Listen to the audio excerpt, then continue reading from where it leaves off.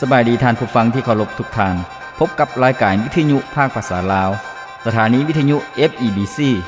รายการ30นาทีต่อไปนี้หวังว่าจะเป็นประโยชน์ต่อท่านผู้ฟังในการดำเนินชีวิตเมื่อท่านผู้ฟังได้ติดตามรายการนี้ท่านก็จะมีความหวังมีความสุขในการดำเนินชีวิตเชิญท่านผู้ฟังติดตามได้ดังต่อไปนี้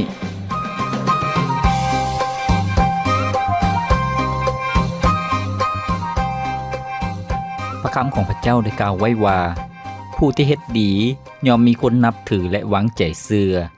แต่ผู้ที่เฮ็ดชั่วพาตัวสูญเสียไปพระธรรมสุภาษิตบทที่14ข้อที่22สุขสบายดีพ่อแม่พี่น้องท่านผู้ฟังที่เคารพรักทุกท่านพบกันอีกเช่นเคยกับรายการชีวิตนี้ยังมีความหวังข้าพเจ้าพรประเสริฐผู้ดำเนินรายการยินดีต้อนรับท่านผู้ฟังเข้าสู่รายการของพวกเราซึ่งรายการของพวกเราเป็นรายการที่หนุนใจให้กำลังใจท่านผู้ฟังชีวิตของพวกเรานั้นยังมีความหวังชีวิตของพวกเรานั้นบ่ได้หมดหนทางชีวิตของพวกเรานั้นยังต้องก้าวเดินต่อไปด้วยความมั่นคงด้วยกำลังที่เข้มแข็งท่านผู้ฟังดังนั้นรายการของพวกเราจึงได้นำเสนอให้กับพี่น้องประชาชนลาวทุกๆท่านที่จะได้รับฟังเรื่องราวที่ให้แง่คิดให้ความรู้นะครับประพรให้กำลังใจแล้วก็เมื่อท่านผู้ฟังเปิดใจรับฟังรายการของพวกเราชีวิตของท่านผู้ฟังก็จะได้รับการเปลี่ยนแปลงใหม่เป็นชีวิตที่มีพลังเป็นชีวิตที่มีความหวังเป็นชีวิตที่มีความสุขและประสบผลสำเร็จท่านผู้ฟังที่เคารพในมื้อนี้เองข้าพเจ้าอยากนำท่านผู้ฟังมาประพรน้ำกันในหัวข้อที่บอกว่าคำเว้าที่อ่อนหวานเปลี่ยนแปลงสถานการณ์ได้ท่านผู้ฟังแม่นแล้วเมื่อสถานการณ์มีความขัดแย้งสถานการณ์มีความเข็งตึงสถานการณ์มีความสับสนวุ่นวายหรือว่ามีความใจร้ายเครียดแค้นซึ่งกันและกันหากพวกเราอยากแก้ไขสถานการณ์ที่รุนแรงให้พวกเราใช้คำเว้าที่สุภาพอ่อนหวานท่านผู้ฟัง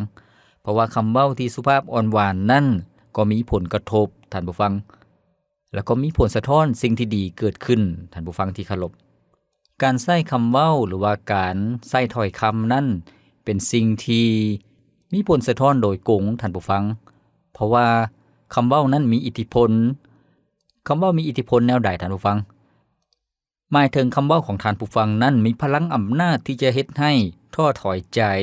หรือเฮ็ดให้กำลังใจได้คำเว้าของท่านผู้ฟังนั้นสามารถที่จะฆ่าหรือทำลายได้หรือคำเว้าของท่านผู้ฟังสามารถที่จะนำมาเสริมการปิ่นปัวรักษาได้ท่านผู้ฟังดังนั้นจงใช้ถ้อยคำของท่านอย่างถูกต้องและมีประสิทธิภาพแม้นแล้วท่านผู้ฟังที่เคารพ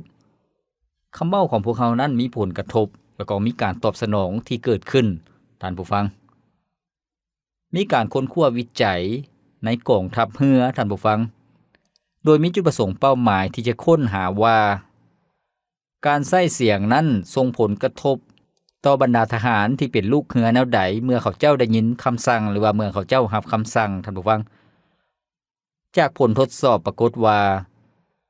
วิธีที่คนผู้หนึ่งถูกเรียกหรือว่าถูกเอิ้นเป็นตัวกำหนดการตอบสนองของพวกเขาอย่างชัดเจนท่านผู้ฟังหมายความว่าพวกเขาเอิ้นแนวใดเขาเจ้าก็ตอบสนองแนวนั้นยกตัวอย่างเช่นเมื่อทหารเรือคนหนึ่งได้รับคำสั่งด้วยเสียงที่แบบเรียบง่ายเสียงที่ค่อยๆทหารเรือคนนั้นก็จะตอบขึ้นมาด้วยเสียงแบบเดียวกันท่านผู้ฟังแต่กงกันข้ามหากมีการเอิ้นใส่หรือว่าแขกห้องใส่เสียงดังเราก็จะตอบสนองด้วยเสียงดังในแบบเดียวกันท่านผู้ฟังหมายถึงเมื่อพวกเขาเอิ้นคนใดคนหนึ่งให้เขาเจ้ารับคำสั่งเอิ้นด้วยเสียงค่อยๆเขาเจ้าก็ตอบสนองด้วยเสียงค่อยๆแต่ว่าหากเอิ้นด้วยเสียงดังเสียงที่เข้มแข็งเขาเจ้าก็จะตอบด้วยความเข้มแข็งแล้วก็การทดสอบนั้นก็จะมีผลแบบเดียวกันนี่เสมอบ่ว่าจะเป็นการสื่อสารต่อหน้าท่านผู้ฟังหรือว่าการสื่อสารผ่านทางโทรโข่งหรือว่าผ่านทางโทรศัพท์ก็จะมีการตอบสนองแบบเดียวกันนี่ดังนั้นท่านผู้ฟังที่เคารพจากการศึกษาการทดสอบเรื่องนี้เฮ็ดให้พวกเราคิดถึงการใช้คำเว้าหรือว่าการใช้ถ้อยคำของพวกเราก็คือว่าสิ่งที่พวกเราเว้าและวิธีการที่พวกเราเว้านั้นบ่เพียงแต่จะส่งผลกระทบต่อปฏิกิริยาของผู้ที่ตอบสนองเท่านั้นท่านผู้ฟังแต่ว่าการใช้คำเว้านั้นยังมีผลกระทบต่อการเกิดความขัดแย้งการพิดเถียงกัน การอึกระทึกกันอย่างดุเดือดหรือว่าจะเกิดความสงบสุขมีความผ่อนคลายอีกด้วยท่านผู้ฟังดังนั้นพวกเราต้องหลีกเว้นการพิดเถียงกันและกันแล้วก็เปลี่ยนสถานการณ์ที่เข่งตึงนั้นให้กลับกลายเป็นสถานการณ์ที่สงบสุขผ่อนคลายถ้าพวกเราปฏิบัติตามพระคำของพระเจ้าซึ่งพวกเราจะรับฟังนำกันท่านผู้ฟังซึ่งสอดคล้องกับหัวข้อที่พวกเรากำลังจะรับฟังในมื้อนี้ก็คือว่าให้พวกเราใช้คำเว้าที่อ่อนหวานท่านผู้ฟังการใช้คำเว้าที่อ่อนหวานนั้นก็สามารถเปลี่ยนแปลงสถานการณ์ได้ท่านผู้ฟังก่อนที่พวกเราจะเรียนรู้และรับพรในหัวข้อนี้เกี่ยวกับการใช้คำเว้าการใช้ถ้อยคำที่ถูกต้องที่เหมาะสมนั้นให้พวกเราพักฟังเพลงจากรายการของเราก่อนจัก1เสียงเพลงแล้วพวกเราจะมารับฟังนำกันเสิร์มาลาเลงยินดีสลองพระเยซูด้วยความยินดีองค์พระเยซูผู้ทรงหาเขาประทานชีวิตเขาจึงเป็นเสียงยินดีต่อองค์และสาด้วยเพลงสาดุรีถวายสรรเสริญพระผู้ทรงแสนดีนมัสการวันนี้เขาจึง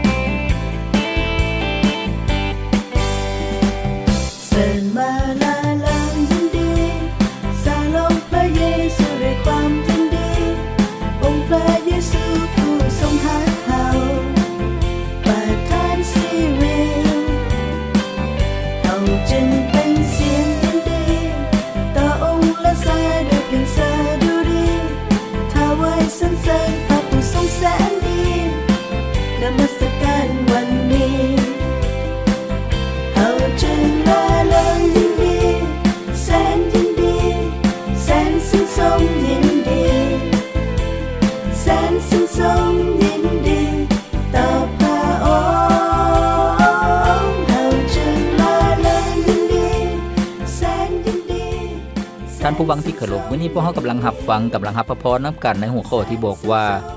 จงใช้คำเว้าที่อ่อนหวานเพื่อเปลี่ยนแปลงสถานการณ์ท่านผู้ฟังคำเว้าที่อ่อนหวานนั้นสามารถเปลี่ยนแปลงสถานการณ์ได้ท่านผู้ฟังที่เคารพการใช้คำเว้านั้นมีอิทธิพลหรือว่ามีอำนาจพวกเราเว้าแนวใดผลกระทบก็จะแนวนั้นหากพวกเราเว้าเสียงที่แข็งกระด้างเสียงที่ดังการตอบสนองก็จะดังกลับคืนมาแต่กงกันข้ามหากพวกเฮาเว้าเสียงที่สุภาพอ่อนหวานพวกเฮาก็จะได้รับผลตอบสนองก็คือว่ามีเสียงที่สุภาพอ่อนหวานกลับคืนมาเช่นเดียวกันบ่เพียงแต่เท่านั้นท่านผู้ฟังที่เคารพเมื่อพวกเฮาฮู้ว่าคำเว้านั้นมีผลกระทบหรือว่ามีผลสะท้อนต่อสิ่งที่ได้ยินได้ฟังเท่านั้นต่อผู้ที่ได้ยินได้ฟังเท่านั้นพวกเฮาก็ต้องรู้จักวิธีการหรือว่าเคล็ดลับที่จะรับมือกับความขัดแย้งหรือว่าความเข็งตึงท่านผู้ฟังหากมีคนเว้ากับพวกเฮาด้วยเสียงที่หุนแฮงเสียงที่แข็งกระด้างให้พวกเฮาตอบกลับคืนด้วยความสุภาพอ่อนหวานด้วยความสงบเสงี่ยมแล้วก็ด้วยความรักท่านผู้ฟังเพราะว่าคำตอบที่สุภาพอ่อนหวานนั้นจะเปลี่ยนแปลงสถานการณ์ให้ดีขึ้นแล้วก็จะรักษาความสัมพันธ์ของพวกเฮากับคนอื่นนั้นให้แน่นแฟ้นขึ้นท่านผู้ฟังบ่มีผู้ใดได้รับบาดเจ็บบ่มีผู้ใดต้องเจ็บซ้ำน้ำใจบ่มีผู้ใดต้องขมขื่นหรือว่าเครียดแค้นแม่นแล้วท่านผู้ฟังที่เคารพคำเว้าของพวกเฮานั้นมีอำนาจขนาดใดดังที่พวกเฮาได้รับฟังตั้งแต่ตอนต้นก็คือว่ามีอำนาจที่จะทำลายได้หรือก็มีอำนาจที่จะก่อสร้างหรือว่าเสริมสร้างขึ้นมาได้มีอำนาจที่จะฆ่าหรือว่าสร้างความขมขื่นได้แล้วก็มีอำนาจที่จะส่งผลสะท้อนให้การปิ่นปัวรักษาเกิดขึ้นได้ดังนั้นให้พวกเฮาใช้ถ้อยคำอย่างถูกต้องแล้วก็มีประสิทธิภาพมีเหตุมีผลท่านผู้ฟังขอบพระคุณพระเจ้าพระคำของพระเจ้าที่พวกเฮาจะรับพรนำกันในมื้อนี้ปรากฏอยู่ในพระธรรมสุภาษิตบทที่15ท่านผู้ฟังข้อที่1ถึงข้อที่7 ซึ่งพวกเขาสามารถถอดถอนบทเรียนแล้วก็เอามาประยุกต์ใช้ในชีวิตของพวกเขาได้พระคิดธรรมคัมภีร์ก็เป็นถ้อยคำของพระเจ้าท่านผู้ฟังซึ่งได้บันทึกไว้ให้พวกเขาได้เรียนรู้ให้พวกเขาได้ศึกษาซึ่งเป็นถ้อยคำที่มีคุณค่าพระคิดธรรมคัมภีร์นั้นเป็นความจริงท่านผู้ฟังสามารถปรับปรุงเปลี่ยนแปลงชีวิตของพวกเขาแล้วก็ให้สติปัญญาในชีวิตของคนเฮาได้ท่านผู้ฟังดังนั้นทุกครั้งที่พวกเฮาฟังพระคิดธรรมคัมภีร์ทุกๆครั้งที่พวกเฮาอ่านพระคิดธรรมคัมภีร์ให้พวกเฮาตั้งใจที่จะให้พระคำของพระเจ้านั้นซึมเข้าไปในชีวิตของพวกเฮาในความคิดจิตใจของพวกเฮาเพราะว่าพระคำของพระเจ้านั้นมีฤทธิ์เดชท่านผู้ฟังดังที่ได้กล่าวไปให้พวกเรามาฟังนำกันตั้งแต่ข้อที่1ถึงข้อที่7ซึ่งได้กล่าวไว้ว่าคำตอบอันอ่อนหวานระงับความโกรธไว้แต่คำเว้าหยาบซ่ายั่วให้โมโหซบปากของคนมีปัญญาแจกจ่ายความรู้ที่จับใจแต่ปากของคนโง่จ้าพัดเผยความโง่เง่าของตนออกมาทุกเหตุการณ์ที่เกิดขึ้นพระเจ้าอย่าเวหู้เห็นพระองค์เป็นผู้เฝ้าเบิงทั้งคนดีและคนชั่วลิ้นที่อ่อนสุภาพเป็นต้นไม้แห่งชีวิตแต่คำเว้าจาที่หยาบคายเฮ็ดให้จิตใจซอกซ้ำคนโง่จ้าประมาทคำพ่อบอกสอนแต่คนมีปัญญารับเอาไปปฏิบัติพร้อมเมื่อตกที่ลำบากคนชั่วสูญสิ้นทรัพย์สมบัติแต่คนชอบธรรมรักษาทรัพย์สมบัติไว้ซบปากของคนมีปัญญากระจายความรู้แต่คนโง่จ้าบ่เป็นเช่นนั้นแม้แล้วท่านผู้ฟังที่เคารพนี้ก็คือเนื้อในที่พระคิดธรรมคัมภีร์ได้บันทึกไว้พระคิดธรรมคัมภีร์ในพระธรรมสุภาษิตบทที่15ท่านผู้ฟัง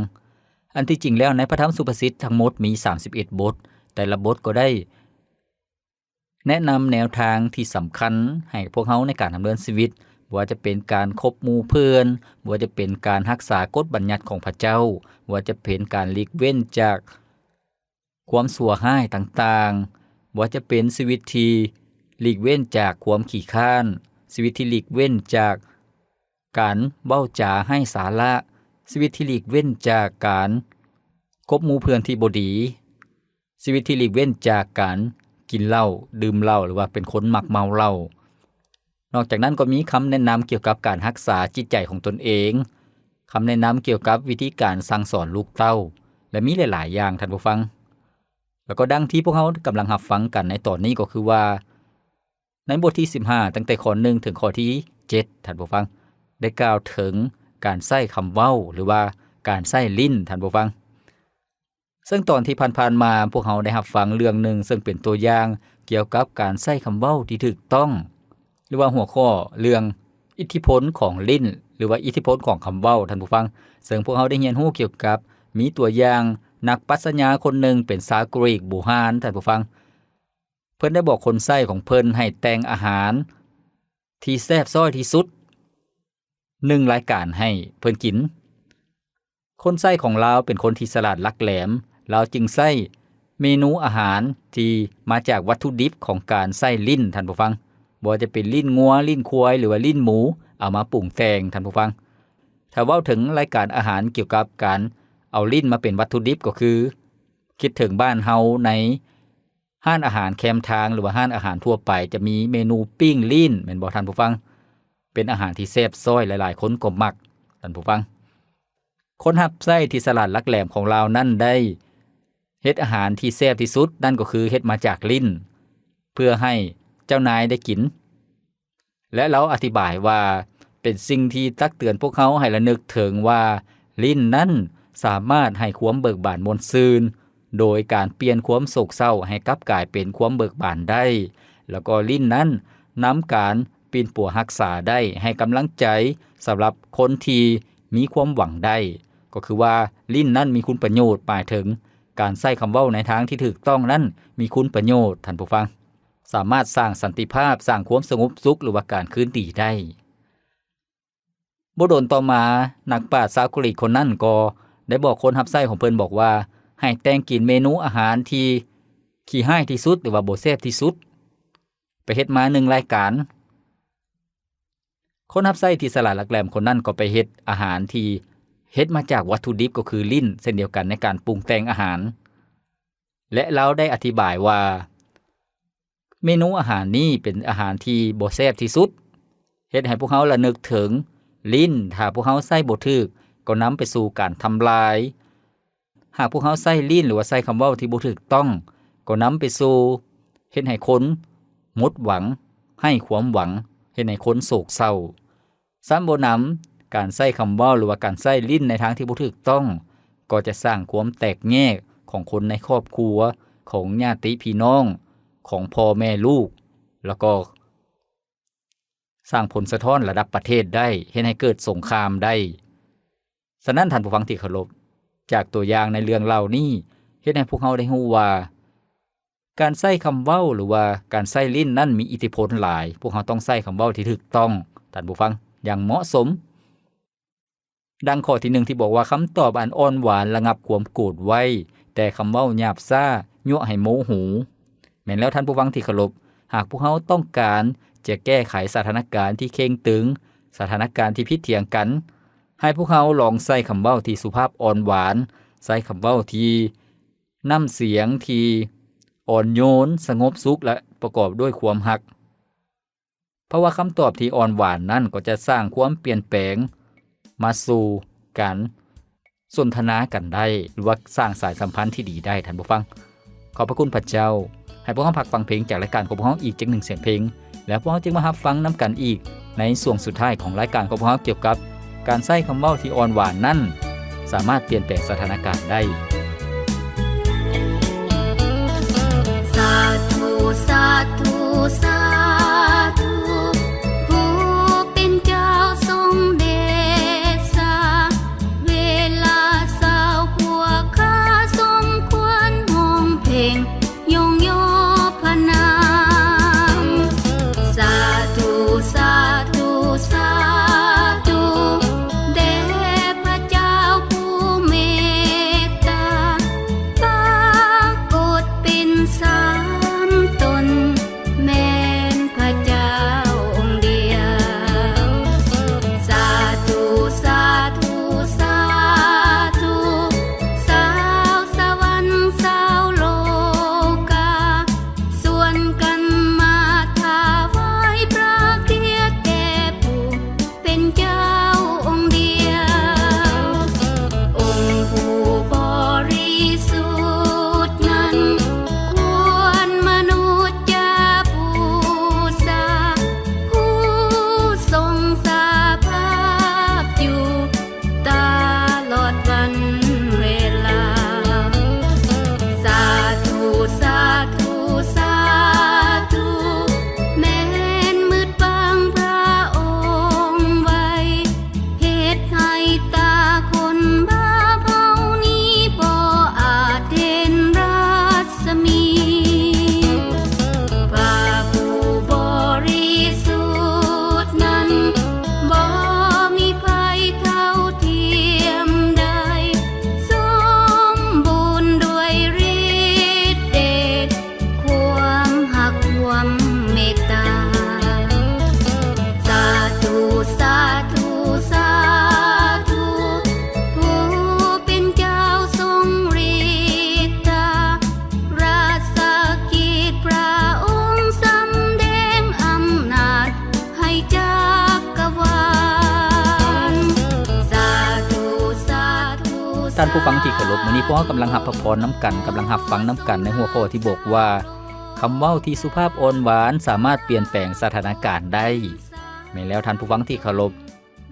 หากพวกเราเว้าเสียงดังเสียงแข็งการตอบสนองกลับคืนมาก็จะมีผลเส้นเดียวกันท่านผู้ฟังบ่ต่างหยังกับที่พวกเราแกว่งก้อนหินใส่กระฟุ้ยหรือว่าใส่เหล็กยิ่งพวกเราแกว่งแรงเท่าใดเหล็กก็จะเสียงดังเท่านั้นยิ่งพวกเราเคาะเหล็กเคาะแรงเท่าใดมันก็ยิ่งเสียงดังเท่านั้นเส้นเดียวกันท่านผู้ฟังที่เคารพเมื่อมีการสนทนาการที่เข่งตึงหรือว่ามีคำเว้าที่หุนแฮงคำเว้าที่แข็งกระด้างเสียงดังหากพวกเราตอบเสียงดัง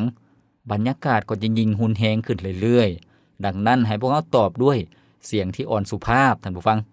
คำเว้าที่อ่อนสุภาพนั้นเป็นสิ่งที่เป็นปัวรักษาคำเว้าที่อ่อนสุภาพนั้นมีคุณประโยชน์คำเว้าที่อ่อนสุภาพนั้นมีผลประโยชน์ในด้านบวกท่านผู้ฟังพ วกเราสามารถใช้ได้ในทุกๆสถานการณ์ทุกๆกรณีบ่ว่าผัวหรือเมียที่ล้มกันให้พวกเราเว้าคำเว้าที่สุภาพอ่อนหวานต่อกันและกันคนหนึงอาจจะใจร้ายเว้าเสียงดังแต่คนนี้ที่ตอบสนองบ่ว่าเป็นผัวหรือผู้เป็นเมียก็ต้องตอบคืนด้วยความสุภาพอ่อนหวานด้วยเสียงที่อ่อนโยนด้วยความรักท่านผู้ฟังลูกเต้าหรือว่าพ่อแม่หรือว่าหมู่เพื่อนหรือว่าญาติพี่น้องหรือว่าเพื่อนร่วมงานบ่อนเฮ็ดเวียกให้พวกเราใช้คำเว้าที่ดีคำเว้าที่สุภาพอ่อนหวาน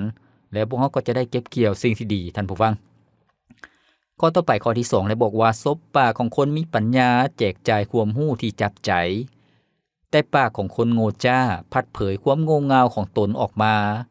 แม่นแล้วท่านผู้ฟังที่เคารพพระเจ้าอยากให้พวกเขาเป็นคนที่มีสติปัญญาหมายถึงเป็นคนที่คิดตึกตองสิเว้าหยังสิว่าหยังพวกเขาต้องคิดก่อนแล้วจึงเว้าพวกเขาต้องคิดว่าหากพวกเขาเว้าออกไปแล้วเขาเจ้าคนที่ได้ยินได้ฟังนั้นจะพึงพอใจหรือบ่หรือว่าจะสร้างความเจ็บปวดให้กับเขาเจ้าหรือบ่คัดหูเขาเจ้าหรือบ่ท่านผู้ฟังหากพวกเขาใส่คำเว้าที่มีประสิทธิภาพคำเว้าที่สุภาพอ่อนหวานพระคัมภีร์บอกว่าแจกจ่ายความรู้ที่จับใจหมายถึงคนที่ได้ยินได้ฟังก็พึงพอใจแล้วก็ได้รับความรู้เป็นประโยชน์ท่านผู้ฟังบ่ว่าพวกเขาจะโอ้ล้มเรื่องหยังก็ตามหากพวกเขาใช้คำเว้าที่ดีที่เหมาะสมมีความรู้บ่แม่นคำเว้าที่ขี้ตัวหลอกลวงบ่แม่นคำเว้าที่สัวซ่าลามกบ่แม่นคำเว้าที่บ่สุภาพบ่แม่นแนวนั้นให้พวกเขาเว้าคำเว้าที่สุภาพแล้วก็มีความรู้พระคัมภีร์บอกว่าแต่ปากของคนโง่จ้าพัดเผยความโง่เง่าของตนออกมาหมายถึงคนที่เว้าแล้วบ่คิดเว้าแล้วบ่ฮู้ว่าจะไปทำให้คนอื่นหรือบ่เว้าตามใจตนเองบ่แม่นแนวนั้นท่านผู้ฟังข้อต่อไปข้อที่3ได้บอกว่าทุกเหตุการณ์เกิดขึ้นพระเจ้าอย่าเวฮู้พระองค์เป็นผู้เฝ้าเบิ่งทั้งคนดีและคนชั่วด้วยแม่นแล้วท่านผู้ฟังที่เคารพในข้อนี้หมายถึงพระเยซูในข้อนี้หมายถึงพระเจ้าเป็นพระเจ้าผู้ทรงฮู้ทั้งความคิดจิตใจและคำเว้าของมนุษย์ท่านผู้ฟังเหตุการณ์ต่างๆที่เกิดขึ้นในชีวิตของคนเฮาบ่ว่าจะเป็นเหตุการณ์ที่เปิดเผยหรือว่าเหตุการณ์ที่ลับลี้ลักอยู่ลักเฮ็ดลักไปลักคิดพระเจ้าทรงฮู้ท่านผู้ฟังดังนั้นให้พวกเราเป็นคนที่ยำเกรงพระเจ้าและให้เกียรติพระเจ้าจะเว้าหยังจะเฮ็ดหยังให้พวกเราที่จะเพิ่งพาพระเจ้าแล้วก็ให้พวกเราหลีกเว้นจากสิ่งชั่วร้ายบ่ต้องเฮ็ดความบาปบ่ต้องเฮ็ดสิ่งที่บ่ถูกต้องข้อต่อไปข้อที่4ได้บอกว่าเล่นที่สุภาพเป็นต้นไม้แห่งชีวิตแต่คำเว้าจาที่หยาบคายเฮ็ดให้จิตใจโศกซ้ำแม้แล้วท่านผู้ฟังที่เคารพการใช้ลิ้นหรือว่าใช้คำเว้าที่อ่อนสุภาพนั้นพระคัมภีร์บอกว่าเป็นต้นไม้แห่งชีวิตต้นไม้แห่งชีวิตหมายถึงอย่างท่านผู้ฟังในพระคัมภีร์จะอธิบายภาพเปรียบเทียบหรือว่าภาพตัวอย่างเรื่องต้นไม้แห่งชีวิตต้นไม้แห่งชีวิตนั้นก็จะเป็นต้นไม้ที่มีความอุดมสมบูรณ์ต้นไม้ต้นเดียวนั้นที่เป็นต้นไม้ที่วิเศษแม้แต่ใบก็สามารถปิ้นปัวพยาธิโรคาทุกชนิดในโลกนี้ได้ต้นไม้แห่งชีวิตนั้นจะเป็นต้นไม้ที่อุดมสมบูรณ์มีผลของมันหรือว่ามีหมากของมัน12ชนิดตลอดปีท่านผู้ฟังนั่นก็คือต้นไม้แห่งชีวิตเป็นสัญลักษณ์ของการปิ้นปัวรักษาเป็นสัญลักษณ์ของการให้ชีวิตใหม่เป็นสัญลักษณ์ของความเบิกบานม่วนซื่นชีวิตที่มีความหวังท่านผู้ฟังพระคัมภีร์บอกว่าแต่คำเว้าที่หยาบคายเฮ็ดให้จิตใจซอกซ้ำคำเว้าที่หยาบคายหมายถึงคำเว้าที่เว้าเสียงดังคำเว้าที่บ่สุภาพคำเว้าที่บ่มีศีลธรรมคำเว้าที่บ่ได้คิดถึงคนได้ยินได้ฟังเฮ็ดให้คนที่ได้ยินได้ฟังนั้นจิตใจซอกซ้ำแล้วก็บ่เป็นสุขคนได้ฟังก็คัดหูแล้วก็ฟังแล้วก็เป็นสิ่งที่หยาบคายมันบ่ถูกต้องท่านผู้ฟังเมื่อคนอื่นป้อยด่าพวกเขาป้อยด่าคืนก็แสดงว่าแต่ละคนก็บ่ต่างหยังกับการพ่นยาพิษใส่กันท่านผู้ฟังการสาดยาพิษการสาดน้ำใส่กันทุกคนก็เปียกหมดดังนั้นท่านผู้ฟังที่เคารพหากคนอื่นเว้าหยาบซ่ากับพวกเขาบ่ต้องหยาบซ่าตอบให้พวกเขาที่จะเว้าอ่อนสุภาพกับเขาเจ้าข้อต่อไปข้อที่5บอกว่าคนโง่จ้าประมาทคำพ่อบอกสอนแต่คนมีปัญญารับเอาไปปฏิบัติพร้อมแม้แล้วท่านผู้ฟังที่เคารพพระคำของพระเจ้าได้ชี้แจง พระธรรมของพระเจ้าในข้อนี้พระคำของพระเจ้าได้แจ้งแยกให้พวกเขาเห็นคน2ประเภทก็คือคนโง่จ้ากับคนที่มีปัญญาท่านผู้ฟังคนโง่จ้านั้นจะบ่มักคำบอกสอนบ่มักคำแนะนำปฏิเสธคิดว่าตัวเองฮู้หมดคิดว่าตัวเองบ่ต้องการให้คนอื่นมาบอกมาสอนแสดงว่าเป็นคนที่หมิ่นประมาทแม้แต่พ่อแม่บอกสอนก็บ่ฟังแต่คนที่มีปัญญานั้นจะฟังคำแนะนำตักเตือนคำสั่งสอนแล้วก็เอาไปปฏิบัติตาม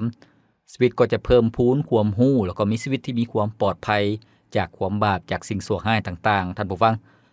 ข้อต่อไปข้อที่7บอกว่าเมื่อตกที่ลำบากคนชั่วสูญสิ้นทรัพย์สมบัติแต่คนชอบธรรมรักษาทรัพย์สมบัติไว้แม้แล้วท่านผู้ฟังที่เคารพพระคำของพระเจ้าได้บอกให้เห็นถึงชีวิตที่มีความปลอดภัยชีวิตที่ได้รับพระพรท่านผู้ฟังเมื่อตกอยู่ในภัยอันตรายหรือว่าเหตุการณ์ที่บ่ดีเกิดขึ้นคนชอบธรรมนั่นก็จะมีทรัพย์สมบัติ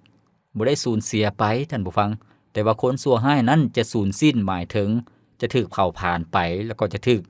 คนอื่นเอาไปหรือว่าจะสูญหายไปนั่นเองท่านผู้ฟังจะเป็นคนที่ทุกข์ยากขาดเขินแต่คนชอบธรรมนั้นพระเจ้าจะทรงอวยพระพรแล้วก็ชีวิตก็จะมีความปลอดภัยทุกๆด้านในชีวิตบ่ว่าจะเป็นด้านทางกายด้านทรัพย์สมบัติแล้วก็ด้านวัตถุเงินคำต่างๆท่านผู้ฟังข้อต่อไปข้อสุดท้ายข้อที่7ได้บอกว่าซบปากของคนมีปัญญากระจายความรู้แต่คนโง่จ้าบ่เป็นเช่นนั้นแม้แล้วท่านผู้ฟังที่เคารพบ่ว่าพวกเขาจะอยู่ในสังคมแนวใดหรือว่าอยู่ในสายสัมพันธ์แนวใดบ่ว่าพวกเขาจะโอ้ล้มกับไผผู้ใหญ่หรือผู้น้อยหลายคนหรือน้อยคนให้พวกเขาเป็นคนที่มีสติปัญญาแล้วก็ใช้คำเว้าที่ถูกต้องสอดคล้องที่เหมาะสมคำเว้าที่ให้เกียรติคนอื่นคำเว้าที่คิดแล้วค่อยเว้าคำเว้าที่สุภาพอ่อนหวานท่านผู้ฟังซึ่งจะเป็นประโยชน์จะเป็นด้านบวกแล้วก็จะเฮ็ดให้คนอื่นนั้นได้รับพระพรก็คือได้รับความรู้ท่านผู้ฟังคนอื่นก็อยากได้ยินได้ฟังคำเว้าของพวกเขาแต่ว่าคนโง่จ้านั้นเขาเจ้าจะใช้คำเว้าในการทำลายคนอื่นคำเว้าที่บ่มีประโยชน์คำเว้าที่แข็งกระด้างคำเว้าที่หยาบคายท่านผู้ฟังแล้วก็คำเว้าที่บ่ได้เสริมสร้างผู้ใดก็บ่อยากได้ยินได้ฟังแล้วก็เมื่อเว้าบ่ดีก็จะได้รับผลที่บ่ดีท่านผู้ฟังบ่ต่างหยังกับคำสุภาษิตลาวที่บอกว่าหว่านสิ่งใดก็เก็บเกี่ยวสิ่งนั้นดังนั้นท่านผู้ฟังที่เคารพให้พวกเขาเป็นคนที่ใช้คำเว้าที่สุภาพอ่อนหวานใช้คำเว้าที่มีความรักท่านผู้ฟังบางท่านก็จะมีประสบการณ์เพราะว่าเติบใหญ่ขึ้นมากับครอบครัวที่มีระเบียบวินัยการใช้คำเว้าที่ให้เกียรติซึ่งกันและกันอันนั้นก็บ่ยากสำหรับท่านผู้ฟังบางท่านแต่ว่าท่านผู้ฟังบางท่านเกิดอยู่ในครอบครัวหรือว่าอยู่ในสังคมที่คำเว้าบ่สุภาพเว้ากูเว้ามึงขออภัยท่านผู้ฟังแล้วก็เว้าแข็งกระด้างแต่พวกเขาก็สามารถที่จะพัฒนาปรับปรุงเปลี่ยนแปลงคำเว้าของพวกเขาท่าทีของพวกเขาได้ท่านผู้ฟังเพราะว่าหยังให้พวกเขาคิดเสมอว่าคำเว้านั้นเป็นตัวกำหนดว่าจะเกิดความขัดแย้งหรือว่าจะเกิดความสงบสุขจะสร้างความสงบสุขขึ้นมาได้แล้วคำเว้านั้นพวกเขาจะหลีกเว้นการพิษเถียงกันการป้อยด่ากันพวกเขาสามารถเปลี่ยนแปลง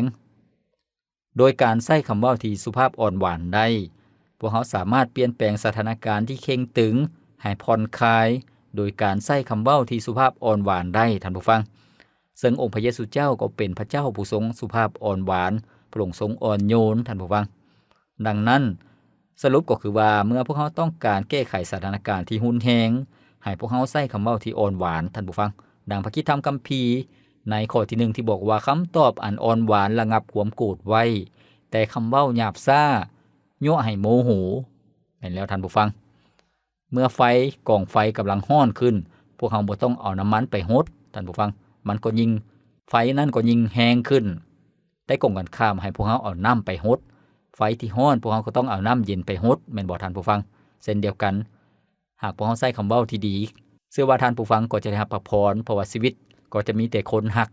มีแต่คนพอใจแล้วก็คนที่ได้ยินได้ฟังคำเว้าของพวกเขาก็จะพออกพอใจเช่นเดียวกันท่านผู้ฟังข้าพเจ้าหวังอย่างยิ่งว่าหัวข้อนี้จะให้พระพรที่ดีให้แง่คิดที่ดีสำหรับท่านผู้ฟังทุกๆท่านและการของพวกเราดำเนินมาฮอดนี้ก็สิ้นสุดเพียงเท่านี้ข้าพเจ้าพรประเสริฐผู้ดำเนินรายการขอกล่าวคำว่าสบายดี